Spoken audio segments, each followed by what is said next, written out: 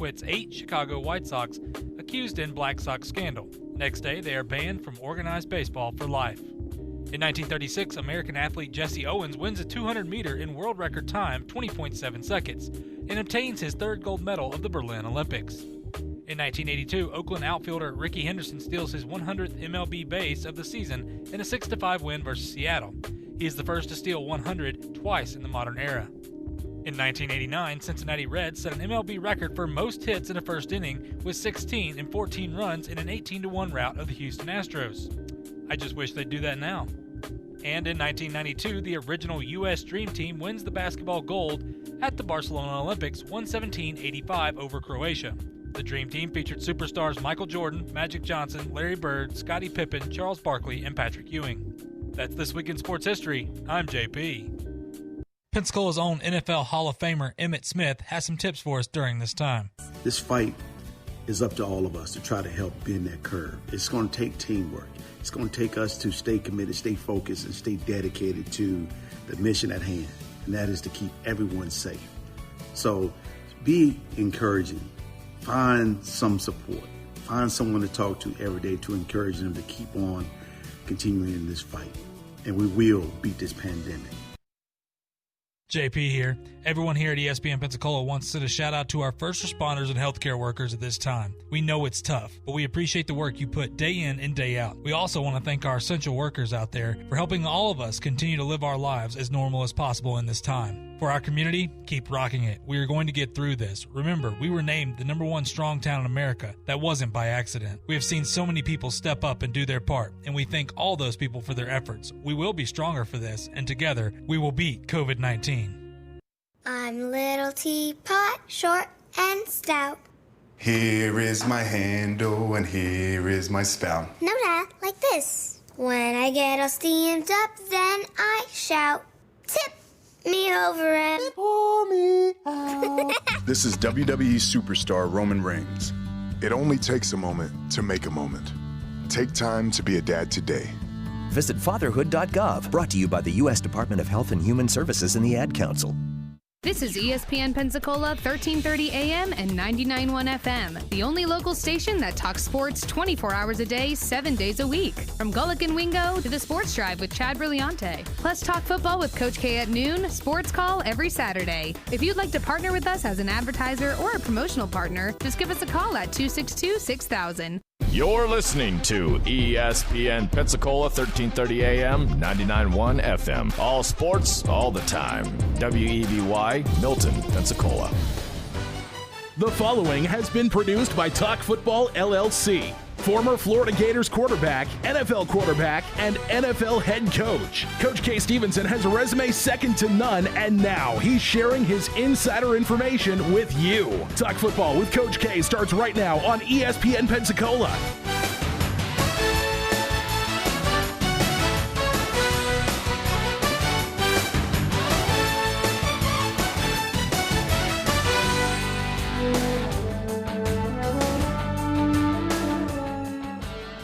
Welcome in to Talk Football with Coach K. JP here with you alongside former NFL head coach K. Stevenson on this Wednesday afternoon. Hope everybody's doing well, washing your hands, practicing social distancing, and look, throw on a mask if you can. If you're out and about, throw on a mask as long as you can, obviously. Just go ahead and do it. It's not just about you. It's about all of us in this. And look, we're getting through this thing day by day. That's the only way you can take this, and you know what? That's what we're going to do. We're getting some positive signs. At least, especially in our area. And look, sports are moving forward as well with everything going on with baseball. Baseball seems that they're kind of figuring this thing out without a bubble. NBA is going along, NHL, whatever you like, things are coming back, and that's great news right now. Although life in general may not be normal, we're starting to get somewhat normalcy. And speaking on that, listen, we want to thank everybody.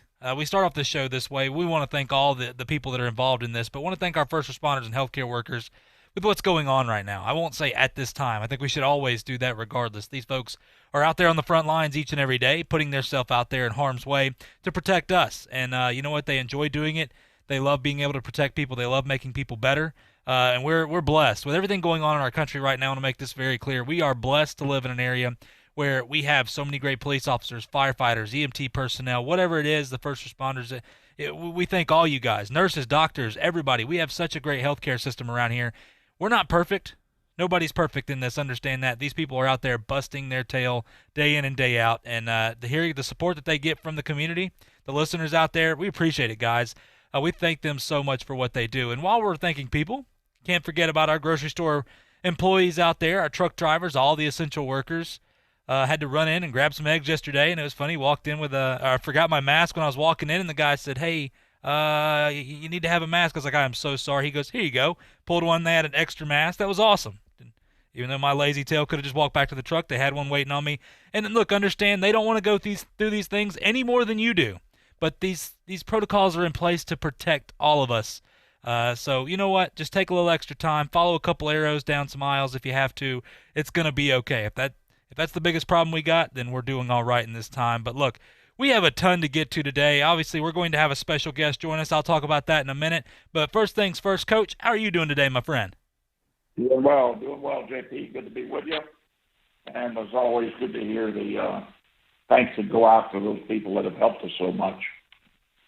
Absolutely. And, Coach, you talk about it all the time. We could spend hours upon hours talking about those folks, and we thank them so much for what they do. And, look, Alex Scarborough is going to join us, a reporter right here for ESPN.com.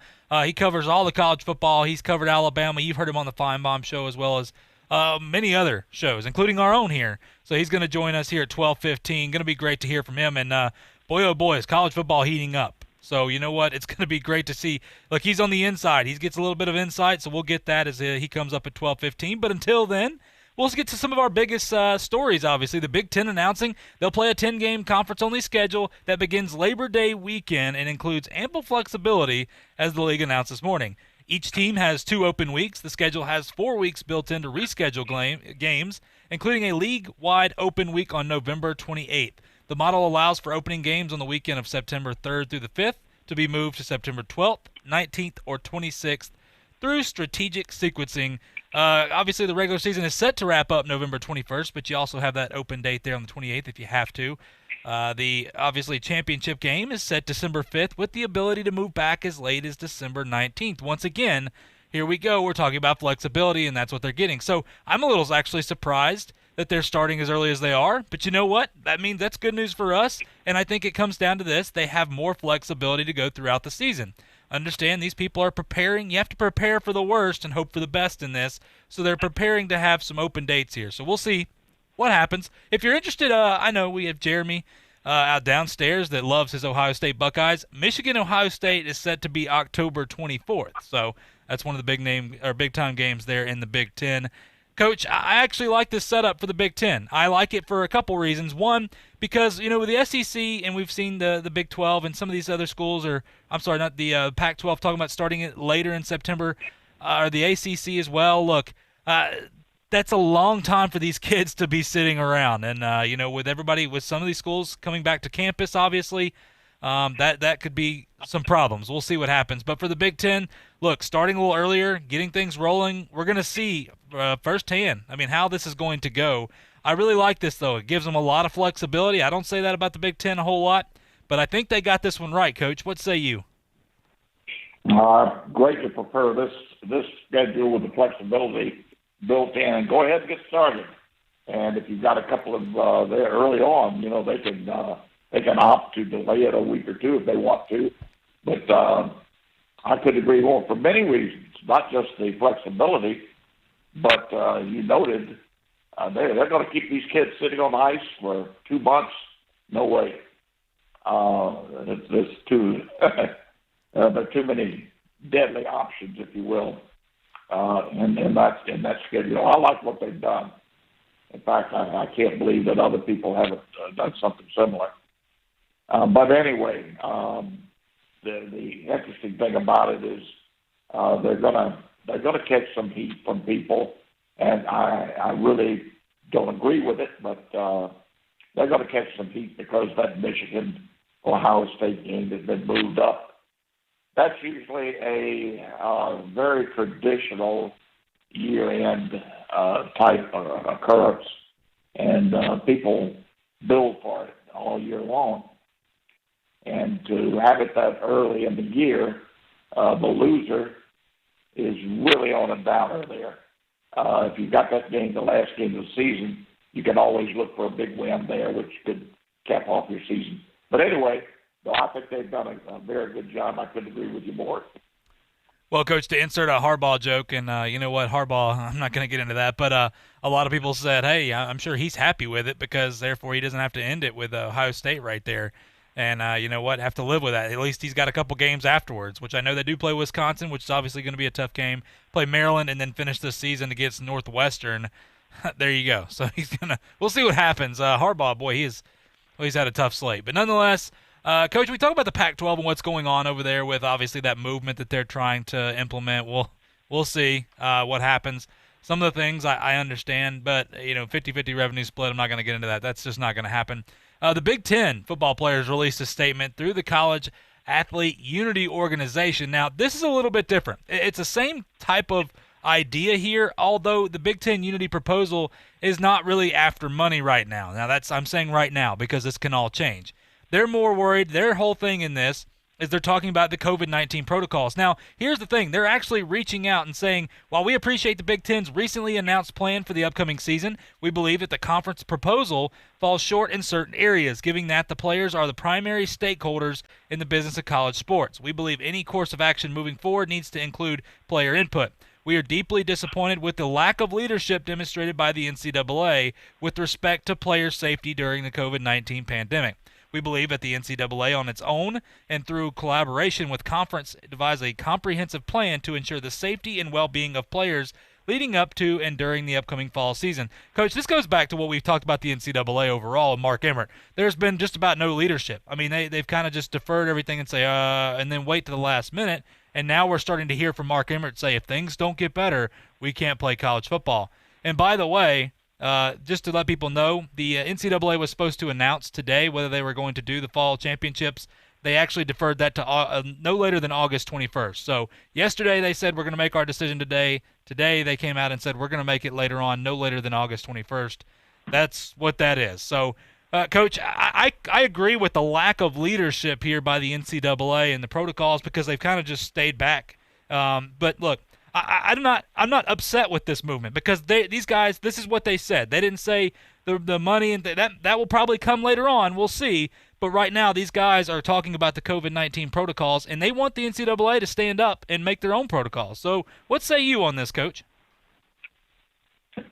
Well, the NCAA has rendered themselves basically useless, and they've taken themselves out of the picture really on making any determination on whether the season is played or not. I think that's totally out of the question. NCAA is not going to have anything to do with it. Maybe that'll affect some independents and some of the medium-sized to smaller schools, but it's not going to affect the larger schools. The Power Five conferences have already pretty much made that decision. I think it's very evident what's going on there, and they're going to play and they'll find a way to play through this. Keep in mind, everybody wants to gravitate toward something that they can see, feel, and touch, and then determine whether something in the future is going to parallel that. You cannot, with anything going on right now, whether it's basketball in the bubble down in Orlando or baseball, certainly not baseball, you just cannot determine whether football, and in particular college football, is going to have the same type situation because they don't travel as much. They really, really put some strength into this conference-only scheduling and what the conferences can put in place for protocols. They're going to be safer there than they would be at home, I can almost assure you, depending on how much the athletic departments are there. Let me emphasize this and underline it. Depending on how much the academicians, plural, interfere with football. And you say, well, what does that mean? If they insist, for example, we used to have football dorms where you keep football players separated and have more control over their activity, if you will. Well, they did away with that because the football players have to be intermingled with the students. And so if that same approach, if they continue to use that same approach, then they just open it up to multiple risk.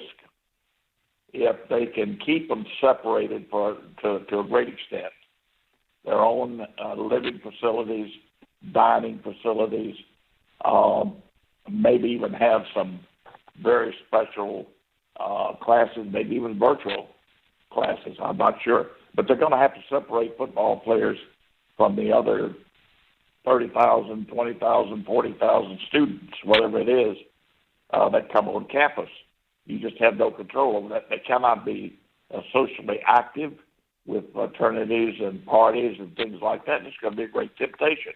So it's going to be tough, but they can do it. But it's going to take an awful lot of discipline, and it's going to take the strength of the athletic departments gaining some type of autonomy in this situation.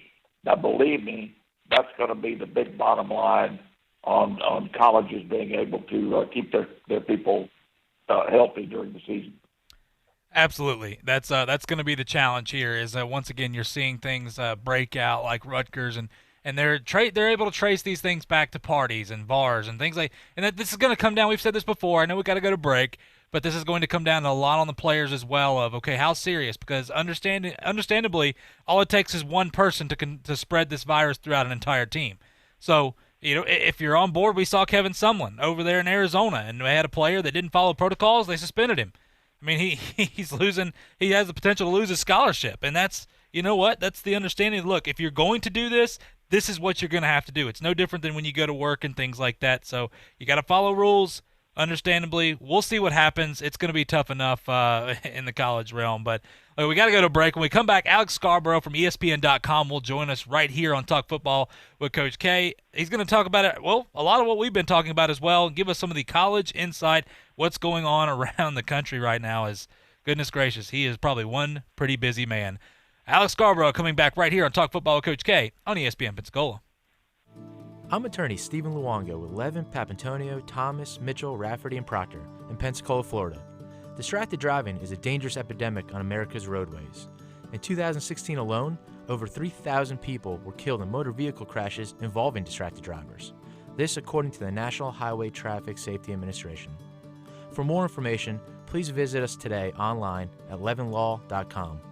Please be safe on the roadways. Stop the text, stop the wrecks. Hello, sports fans. Miles Bentley here, General Manager at Hill Kelly Dodge Chrysler Jeep Ram in Pensacola. Growing up, I always loved sports. Nothing but net, out of the park, through the uprights. Sink the puck Bentley, that was me. But my love of the game couldn't beat my love for Pensacola and helping folks get on the road of dreams in a new Dodge Chrysler Jeep Ram. Sure, I never went to the big leagues in sport, but we're all pro here at Hill Kelly Dodge Chrysler Jeep Ram. Proud to be in Pensacola. Sometimes your bank, your family, and your friends love you, but they don't have the money to help you. Sometimes we have chances to make money, but the old saying, you've got to have money to make money, rings true. At Pensacola Specialty Pond, we can help. If you have trucks, heavy equipment, airplanes, boats, jet skis, anything with value, Pensacola Specialty Pond can loan you that short-term money you need. No credit checks, and at Pensacola Specialty Pond, you're going to find the money and the discretion you need. Now at 6428 Pensacola Boulevard, north of Car City. Call 432-9050, 432-9050. Hurricane season is upon us, and although we aim to bring you the latest news in sports, we're committed to bringing the Pensacola community the latest updates and information during the 2020 hurricane season. In collaboration with our sister stations, News Radio 92.3, AM 1620, and Cat Country 98.7, stay up to date with breaking weather news and updates on the biggest storms impacting Northwest Florida by checking our Facebook pages at Cat Country 98.7, News Radio 92.3, and ESPN Pensacola. Hey, what's up? Chad here from the Sports Drive. Well, we're into August, that first time that we start to feel the flow for football season. Foosball. Like getting ready to run out of the tunnel to a song like Enter Sandman. Might be a little different this year. Probably no smoke, social distance away from the people, as you might get cheered on by virtual fans. You can do it! But overall, we're excited, and we'll keep you posted with the latest updates from high school, college, and the NFL. Join myself, Chad Brillante, and JP right here on the Sports Drive, 5 to 7 on ESPN Pensacola.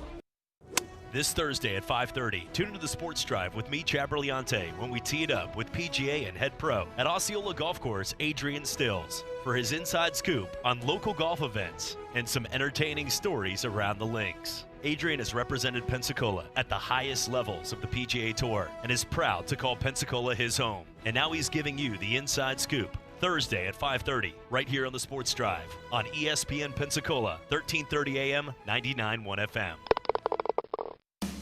You can watch Coach K talk football live right now on our YouTube channel at ESPN Pensacola 1330.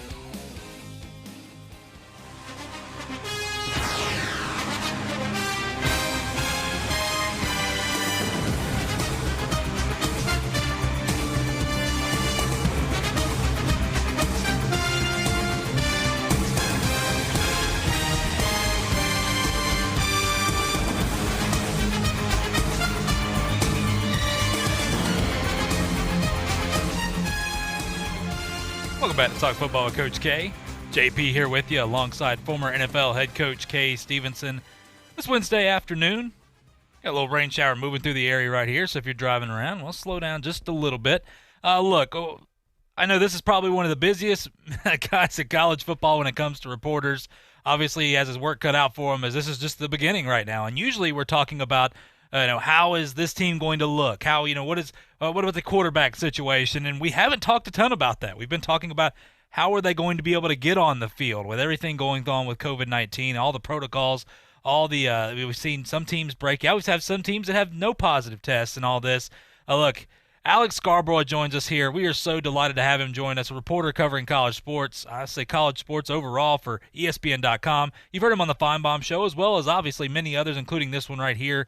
It talks Alabama, but of course, like I said, all of college football right now. And once again, saying that he is a busy man is probably a tremendous understatement. But, Coach, I know we have a ton of time, or a ton to get to here, and Alex, his time is limited with us, so I'll send it over to you. You bet. Well, we thank you, Alex, for taking the time to get with us today. A lot of chatter going on about college football in particular right now.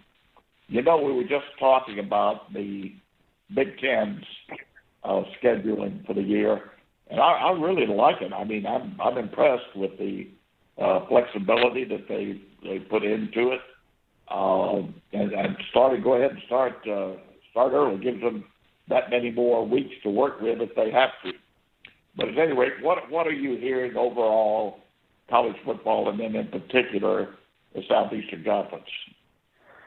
Well, right now it kind of feels like everybody's all over the place, and really and truly everybody's trying to do what's best for their programs, their conferences, their players, in terms of what gives them what they feel is the best chance to play football. As you said, some conferences like the Big Ten are trying to build in some flexibility time. A conference like the SEC is pushing things back in order to buy themselves more time on the front end to be prepared and have all their ducks in a row. I don't think at this point we can say who has the right answer on these things. I think if this pandemic has shown us anything, it's that a right answer is kind of a little bit of a moving target. I think there's a good faith effort right now, but how we get to the point where we're having football sometime in the month of September, I'm not sure. And quite frankly, we're only really looking at the Power 5 conferences and so far the American Athletic. We've still got 4 other Group of Fives, independents. There's still a lot of moving pieces on this big chessboard we call college football. Well, you're exactly right. I've said all along, I think it's the football that we're going to see this year is going to be obviously the National Football League and the big players in college football. I'm not sure that the mid-majors and smaller schools are going to make it, simply because of the logistics involved and the costs involved. I mean, my gosh, the National Football League, just for camp, gives you something to look at. Just for camp, they're talking about in excess of $75 million just on testing. And that's just for camp. That does not include regular season. So it's a big ticket item, and not many schools can afford that. I think the bigger schools can find a way to incorporate the appropriate testing. Let me ask you a question. We were just talking about before the first segment of our show. I think the biggest obstacle in the way maybe of college football being able to pull this off, and I'm talking about the bigger schools. Years ago, you used to have athletic dorms where you kept the athletes, and you had a way to maybe kind of separate them from the average student on campus. Well, the academicians didn't like that, and they forced the abandonment of athletic dorms and so on. But I really think that the real chance that they have is to be able to restructure something similar to that. Have a place where they can house the athletes, feed the athletes, maybe even social distancing to the extent of virtual classes, and not subject them to those other 20, 30, 40,000 students on campus. I just don't know how they're going to be able to do that. Certainly they can't allow for fraternity parties and other social activities, which is going to be tough, but that's what they're going to have to agree to. What do you feel about that? Or do you think there's a chance that they could isolate these athletes for the season? Well, I think they're going to try. I think that at a school like in Alabama, Florida, a big-time program like that, they already have separate facilities for a lot of these athletes in terms, especially football, whether it's locker room, training facilities. They can keep them in a very small circle, and they can sign them up for online classes just like anyone else would take. I mean, we've heard of I want to say Justin Fields at Ohio State was a player who wasn't taking a single in-person class on campus last year. So, and there's nothing wrong with that, but you can, just to show that you can set it up that way. But the rub is what they do outside of those hours. And I was talking to a Power 5 athletic director a couple of weeks ago who was starting to see students trickle back on campus. And he told me, look, you drive up and down the main thoroughfare, and you're seeing that they're not practicing social distancing. They're not wearing masks. They're not doing all this. And how am I supposed to keep my players away from it? How am I supposed to keep my student athletes safe if that's the case? And I don't think there's a good answer for that, because you can't account for free will, and you can't account for 17, 18, 19, 20-year-olds making the right decision every single day when you talk about the numbers of scholarship players, especially as it pertains to football. So I don't know how you safeguard that. They're going to try. They're going to drill it into their brains as much as they can that they need to be safe. But here's the thing I come back to. What are we seeing in Major League Baseball right now? What are we seeing in terms of some of these bonehead decisions some of these professional athletes are making that are having an impact? Okay, so if a adult professional athlete is making bad decisions, you mean to tell me that a college athlete is going to make better ones? That's a hard sell for me. So I'm a little bit dubious of it when it comes to keeping these kids safe 24 hours a day. It's going to be a tough task. Well, I couldn't agree with you more. And I've said from day one that the problem is, especially in college, you're dealing with 17, 18, 19, 20-year-old kids. Want to keep them away from the social scene and off the streets, and conducting themselves in a way that would keep them perfectly safe is going to be huge. I don't know. But if you get that done, you're going to have a very, very disciplined program to do it. Some will come close, I think, and they'll have a chance. But we'll just have to see how that goes. Let me ask you a couple of the SEC scheduling. Now, I understand that, for example, Florida they already have a difficult about schedule, but their added 2 games that they're picking up, as I understand it now, are Alabama and Texas A&M.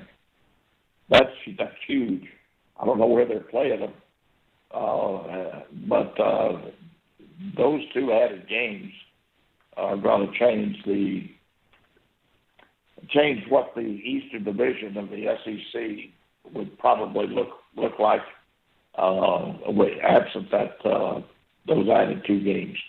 What are you hearing about the other 2 games that teams have been sided with?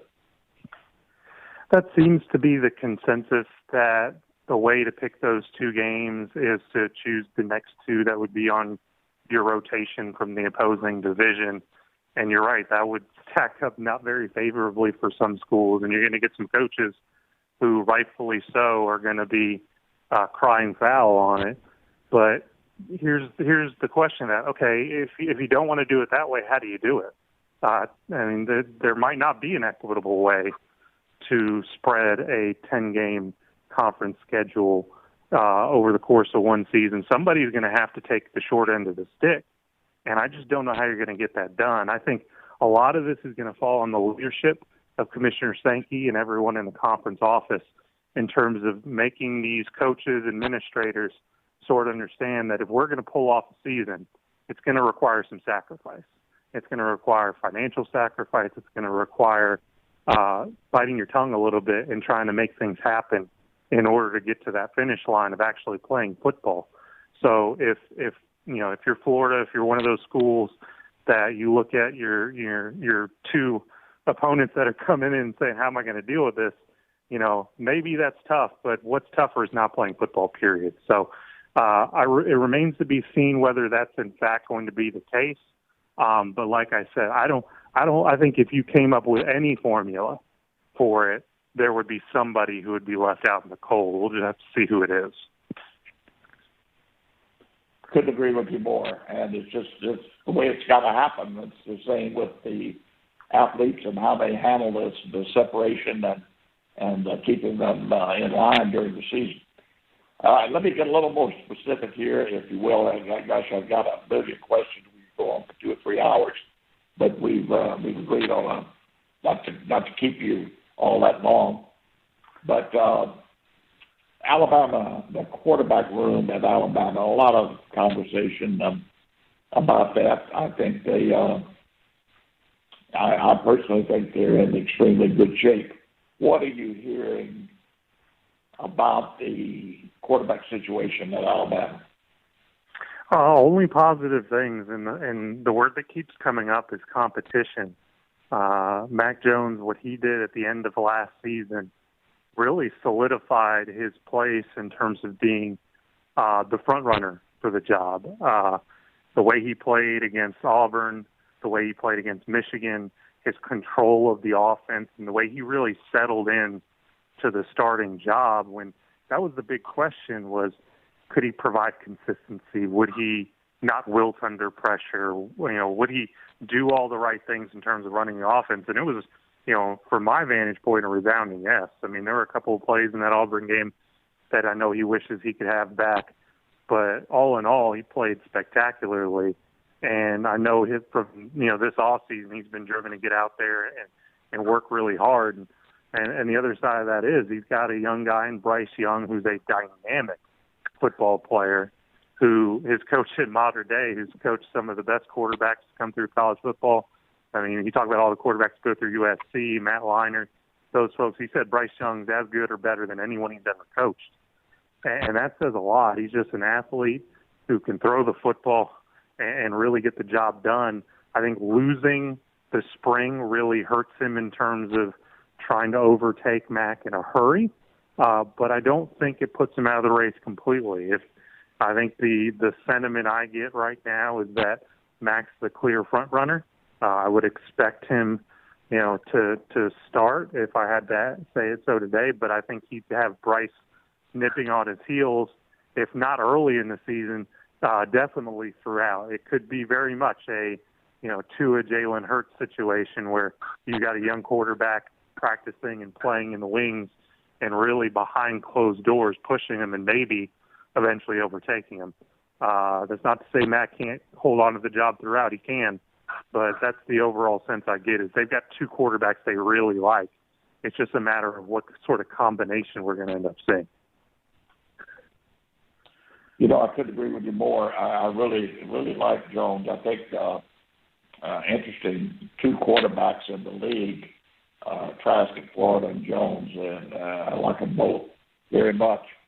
What about the Coach Bryant's grandson there? I hear an awful lot of good things about him, even from a couple of pro scouts that have seen him, before this year. They think the kid's got a chance to be not just a good one, but an outstanding college quarterback. Yeah, I think there's talent there. I mean, you don't go to Alabama. It doesn't matter who your granddaddy is. You don't go to Alabama and join Nick Saban's team if you can't play football. And there's a belief that he can.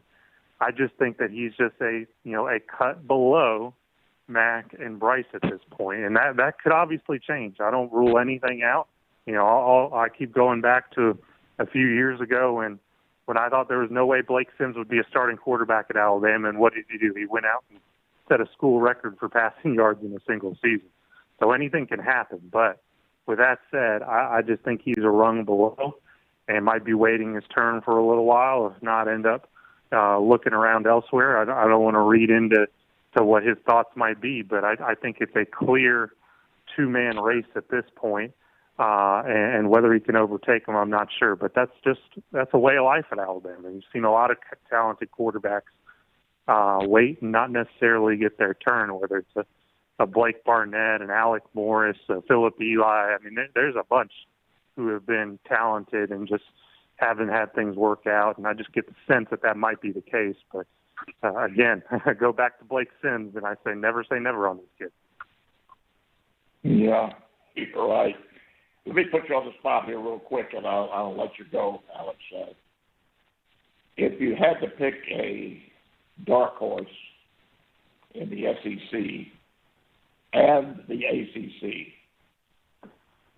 pick two dark horses, one in the SEC and one in the ACC at this point. I'll start off in the ACC. I think Florida State is a program that, because expectations have been so low, because of the jolt you can tend to get from a new staff and from a head football coach there that really knows what he's doing, really proved that at Memphis. I like the talent they have back and their ability to maybe put it all together against a conference that top to bottom might not be as challenging as an SEC or a Big Ten. So while I'm not saying they're going to overtake Clemson, I think Clemson's the clear favorite. I think Florida State could sneak up on people. I think UNC is a little bit of a rung above there with Howell, a quarterback, a very talented kid who might be the program that pushes Clemson. I like the ability for Florida State to outdo expectations.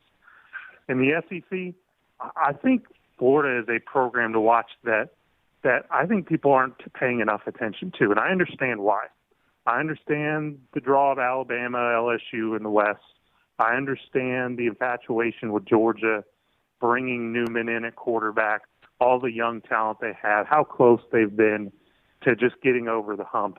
But when you bring back a quarterback in Kyle Trask who showed that he can play football and play it at a very high level, when you have the receivers they have, Kadarius Toney, to me, is just an All-American waiting to happen if he can put it all together. And what they have on defense, I think they have the ability this year, with Mullen having been there 2 years and not really having the weight of expectations, to really make a big run at it, especially in a season in which a lot of what winning might come down to is availability and who can stay the healthiest, who can stay on the football field. If Florida can do that, I think they're a team that we're not talking about right now, but we might be talking about in a few months. Gosh, those are excellent observations, Alex. Couldn't agree with you more. Listen, we're not going to hold you any longer. I just appreciate the time you've given us. And as we get a little closer here in the next 3 to 4 weeks or so, if we could maybe impose on you again, I would appreciate it. Absolutely. Looking forward to it. My pleasure coming on. You'll have a great day. You too. Thanks, Alex. That's Alex Scarborough right there with ESPN.com. Look, does such a great job. Check out his articles, by the way. They're really good. You can check him out on Twitter as well. Does such a good job with coloring college football. And nothing's tougher right now than, look, the NFL, it is what it is. But for college football to get started, it's going to be a lot of work. You hear for Alex there. And, look, he's optimistic, but he also understands reality and what's going on right now. And keeping these guys safe is going to be tough, especially when students come back on campus. Listen, we got to go to a quick break here. When we come back, we'll talk more about what Alex said, as well as UConn becomes the first FBS team to go ahead and say, you know what, we're not going to play football this year. We'll talk about what's going on at Colorado State and why you should care. And the American Athletic Conference announced their schedule this year. So yet another Group of 5 team joining the Sun Belt right there plans to play this year. We'll get to all that and more when we come back right here on Talk Football with Coach K on ESPN Pensacola. I'm attorney Stephen Luongo with Levin, Papantonio, Thomas, Mitchell, Rafferty, and Proctor in Pensacola, Florida. Distracted driving is a dangerous epidemic on America's roadways. In 2016 alone, over 3,000 people were killed in motor vehicle crashes involving distracted drivers. This according to the National Highway Traffic Safety Administration. For more information, please visit us today online at levinlaw.com. Please be safe on the roadways. Stop the text, stop the wrecks. Hello, sports fans. Miles Bentley here, General Manager at Hill Kelly Dodge Chrysler Jeep Ram in Pensacola. Growing up, I always loved sports. Nothing but net, out of the park, through the uprights. Sink the puck Bentley, that was me. But my love of the game couldn't beat my love for Pensacola and helping folks get on the road of dreams in a new Dodge Chrysler Jeep Ram. Sure, I never went to the big leagues in sport, but we're all pro here at Hill Kelly Dodge Chrysler Jeep Ram. Proud to be in Pensacola. There's only one place in town for the lowest prices and greatest selection of firearms. Pensacola Indoor Shooting Range. Visit our fully stocked Gun Pro Shop for new and used firearms, accessories, and ammunition. Check out the Indoor Shooting Range. We offer rentals on guns, including fully automatic machine guns and silencers. Ladies, this is the safe place to learn how to use a gun. Plus, Tuesday is Ladies' Day. Women shoot for half price all day. The best place to buy firearms in Pensacola. Pensacola Indoor Shooting Range. Highway 29 in Car City. Hear ye, hear ye. I bringeth thee a message from... a message from the king and his new trumpeter, Stephen. The king wishes me to convey his favor to thine team and thine tailgate.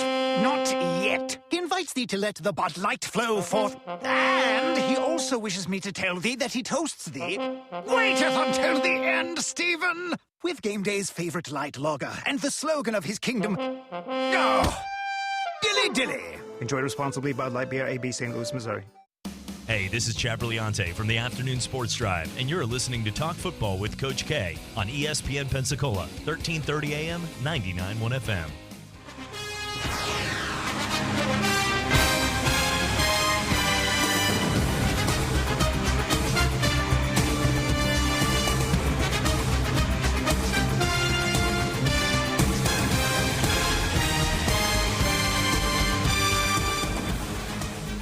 Welcome back to Talk Football with Coach K. JP here with you, alongside former NFL head coach K. Stevenson.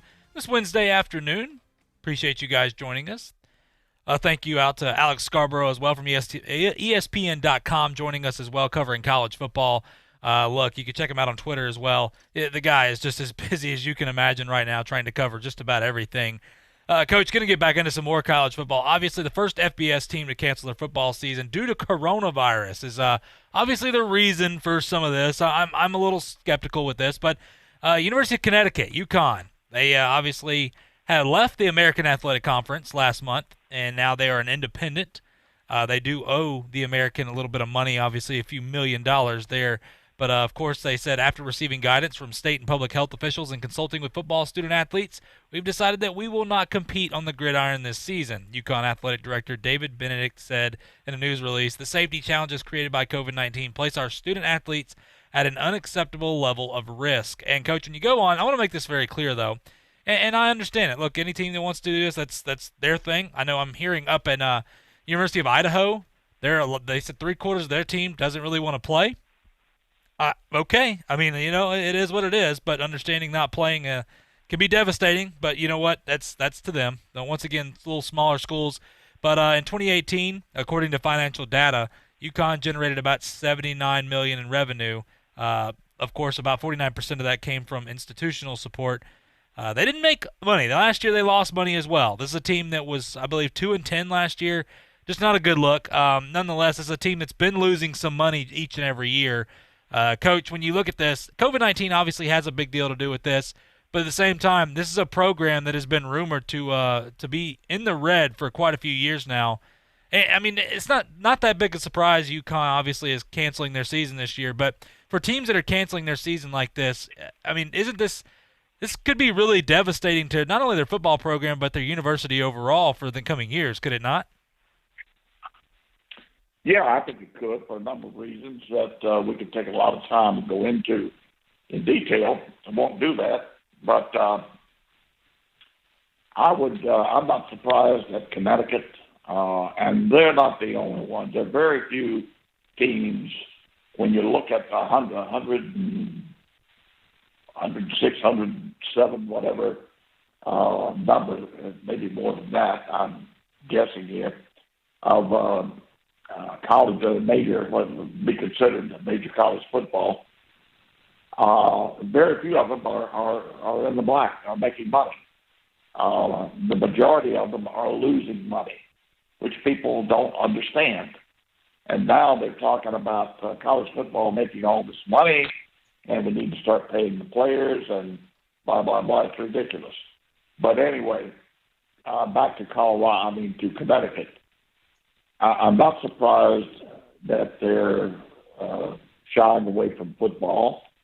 I think they have a very poor program, number one. Number two, they opted out and became an independent, which really puts them in a precarious situation as far as scheduling. And thirdly, it's a basketball school. I would not be surprised at all if they give up football, but they have basketball, play in an enclosed arena and whatever. But the other problem is they're going to have to spend some money to properly take care of these kids. They're going to have to spend quite a bit of money on testing, as we've already alluded to in other schools.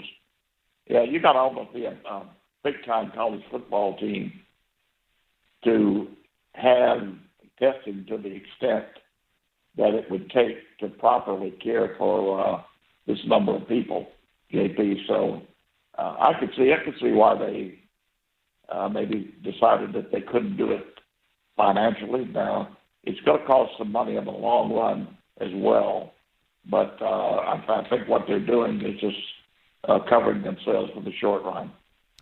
Yeah, it's you're right. It's a basketball school. We all know the women's basketball team has been phenomenal for so many years there with Gino Ariema, but the men's basketball team as well. You're right, and it comes down to, look, we had Mike Beaudry here, the quarterback at UWF, transfer over there to UConn, and he got an opportunity. Now, that was great for him, but, UConn, a very poor football program. Randy Edsall, it struggles. I mean, they have struggled mightily. And remember, they're still playing in the Big East, by the way, in the other sports. It's football that they went to be an independent. So that can kind of tell you where they may be going with this. So I agree, Coach. Look, once again, don't be surprised if maybe UConn, they make the announcement now they're not going to play in 2020. They may not play it again. I mean, we'll see what happens with it. There's a lot that goes involved, but for a program that was already losing money and then you're going to have to pay to be able to do the testing and things like that, it's a lot different, though, than saying, Alabama and all these other schools that do have some money to be able to try to make some leeway. But, look, I know we got to I want to go to a quick break here, Coach, because I want to have plenty of time in that final segment of the show to be able to talk about some big stories here. What's going on at Colorado State right now? Well, it's an absolute mess. And talking about some of the other Group of Five conferences, as well as, look, Matthew Stafford was removed off the reserve COVID-19 list.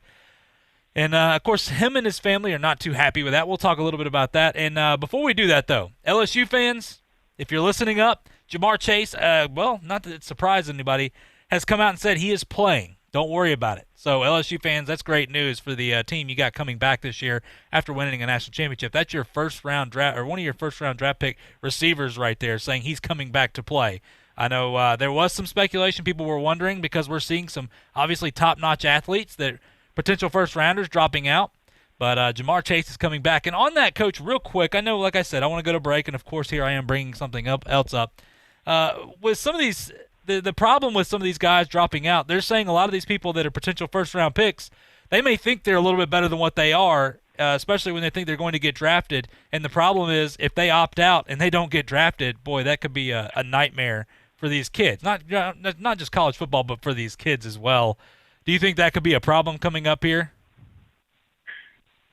Well, it certainly could. I mean, if they're opting out because they think they're going to be a high-round draft choice, that would be the only reason that I could think of, other than fear of the illness, the virus itself, or other family matters, that they would opt out and not play. But they could certainly be disappointed if they think they're going to be a high-round draft pick. High-round draft pick is much too early. Too many things can happen during the season. So I think they're making a mistake. Yeah, you're right, Coach. And that's something that's kind of swirling around right now is there's a lot of scouts out there that are saying, look, some of these, and these are NFL scouts that are like, some of these guys could obviously forego because they believe they're a high-round pick and not even get drafted at all just because of how things can turn out during the season. So you're right on that, Coach. It's going to be interesting to see what's going to happen. But Jamar Chase, LSU fans, stand up and unite right there. He said he is playing football this year. That's great news for you moving forward. But like I said, when we come back from break, we're going to talk about what's going on at Colorado State as well as the American Athletic Conference and the Detroit Lions with Matthew Stafford. We'll talk about all that and more when we come back right here on Talk Football with Coach K on ESPN Pensacola. I'm attorney Stephen Luongo with Levin, Papantonio, Thomas, Mitchell, Rafferty, and Proctor in Pensacola, Florida. Distracted driving is a dangerous epidemic on America's roadways. In 2016 alone, over 3,000 people were killed in motor vehicle crashes involving distracted drivers. This according to the National Highway Traffic Safety Administration. For more information, please visit us today online at levinlaw.com. Please be safe on the roadways. Stop the text, stop the wrecks. Sometimes your bank, your family, and your friends love you, but they don't have the money to help you. Sometimes we have chances to make money, but the old saying, you've got to have money to make money, rings true. At Pensacola Specialty Pond, we can help. If you have trucks, heavy equipment, airplanes, boats, jet skis, anything with value, Pensacola Specialty Pond can loan you that short-term money you need. No credit checks, and at Pensacola Specialty Pond, you're going to find the money and the discretion you need. Now at 6428 Pensacola Boulevard, north of Car City. Call 432-9050, 432-9050. What'd you do this time, Brad? I'm in the doghouse after my hunting trip last weekend. Yeah, I was too. I blew off our date. How'd you get out of the doghouse? Stillwater's Day and Medical Spa. I got her a gift card. It took 3 minutes at swmedspa.com. She booked it this Saturday. Saturday? So 9 holes then? Tea time's at 8. To enjoy a hassle-free guys weekend, treat her to a gift card from Stillwater's Day and Medical Spa. Follow Stillwater's on Facebook or Instagram to enter contests and win great prizes. Or visit swmedspa.com. For 30 years, Thomas Home Corporation has proudly helped families build their ultimate dream home. If you're looking to customize your home, we are currently building throughout Escambia, Santa Rosa, and Okaloosa counties, and we can either build your home in one of our subdivisions or even on your own lot. Our team works with you to guide you through each step and decision in the process. Builder of the 2019 American Dream Home and Builder of the Year, Thomas Homes Corporation has built quality homes at an affordable price since 1990. Begin the process today and become one of our proud homeowners at thomashomescorp.com. The teams, the games, the fans, the local talk. This is ESPN Pensacola 1330 AM, 99.1 FM.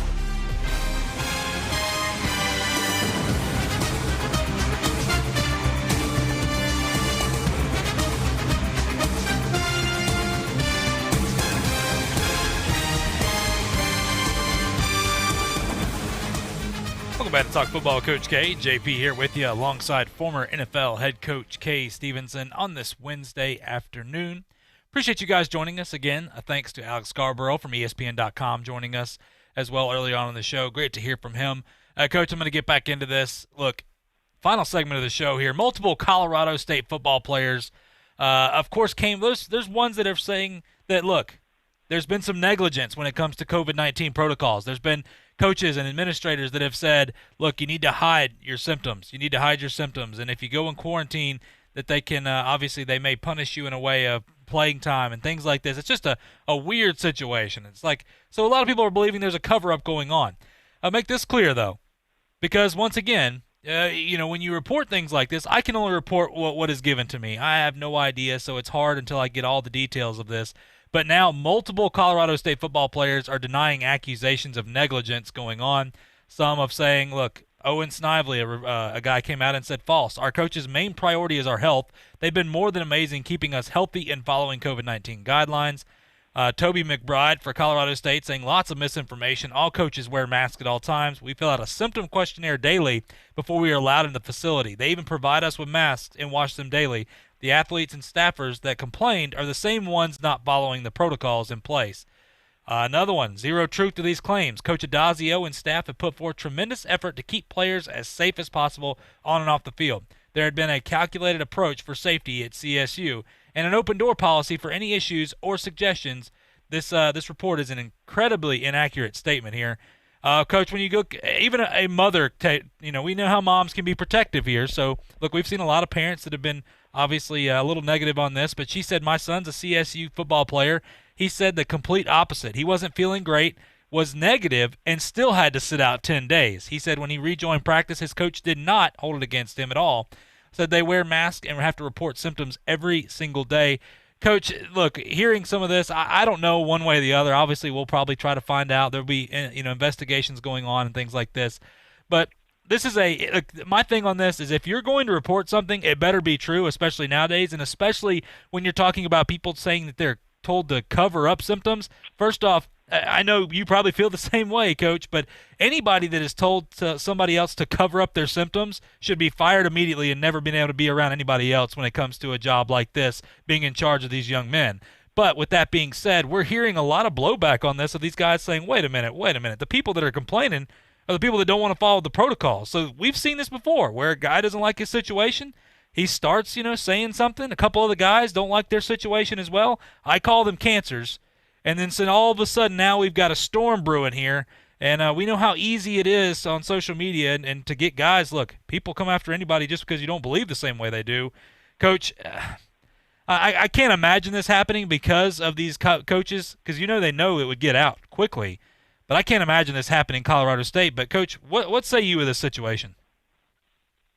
I think it's ridiculous. And listen, this goes deep.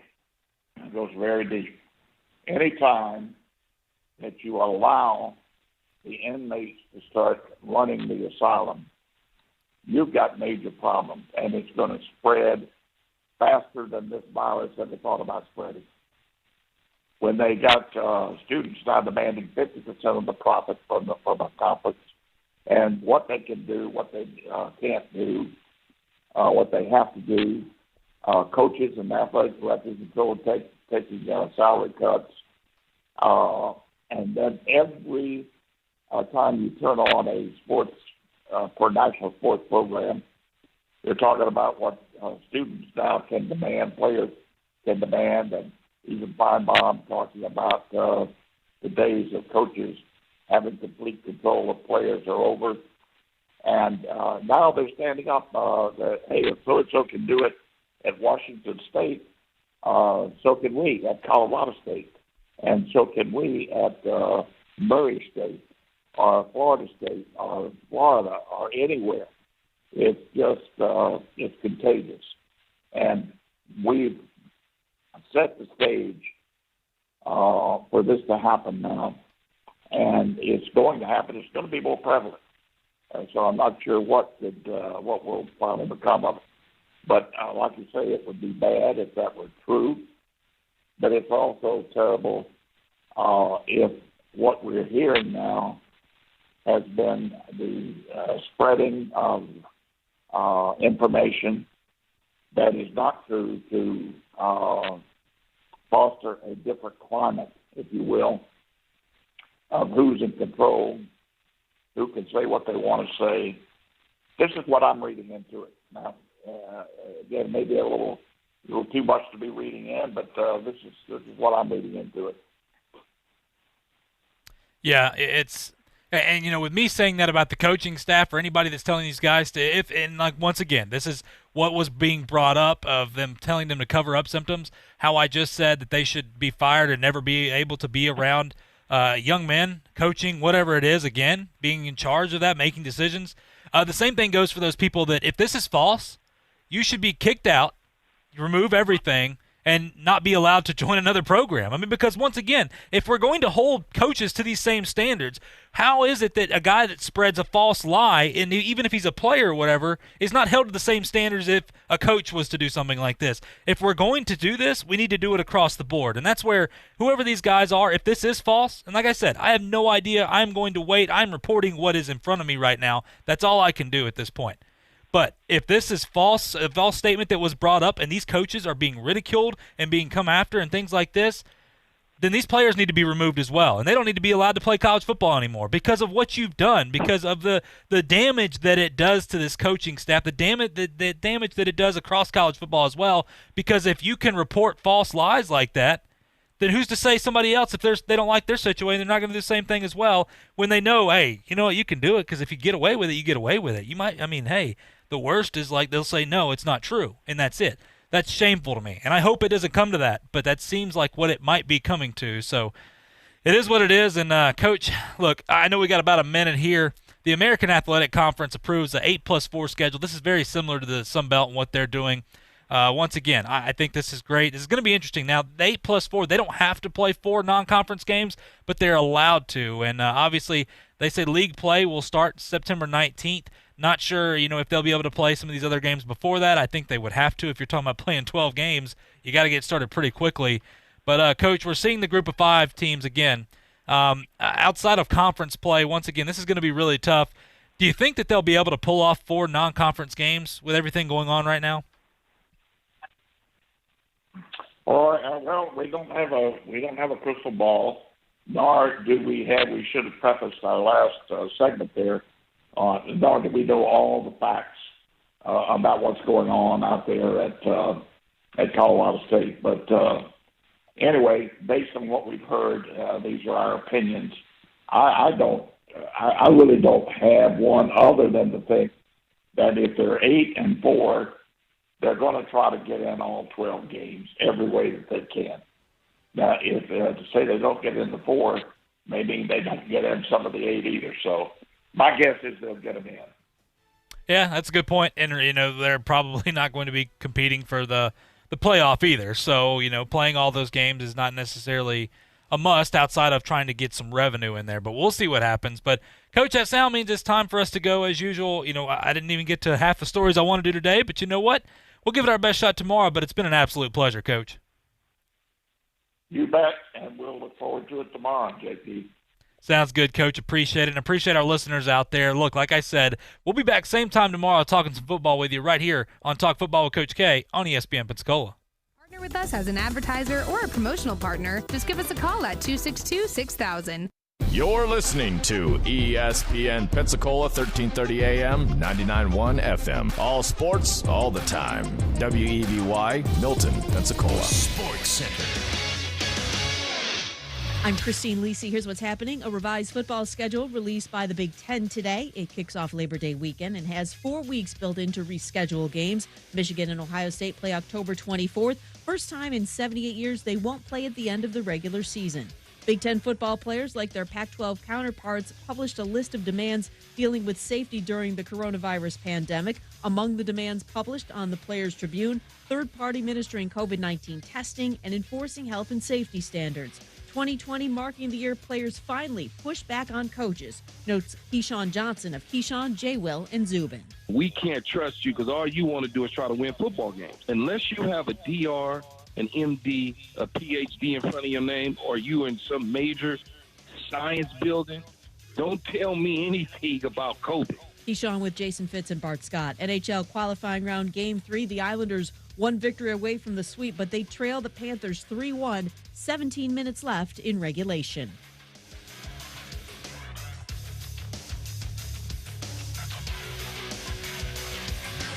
Keyshawn, J. Will, and Zubin. Mornings, coming August 17th to the all-new ESPN Radio.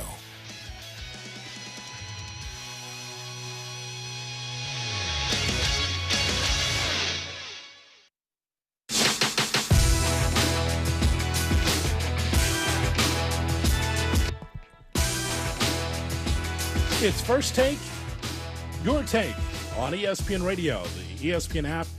Also simulcasting on ESPN News, I'm Jonathan Hood. We're presented by Progressive Insurance, and all of our guests are on the Shell Pennzoil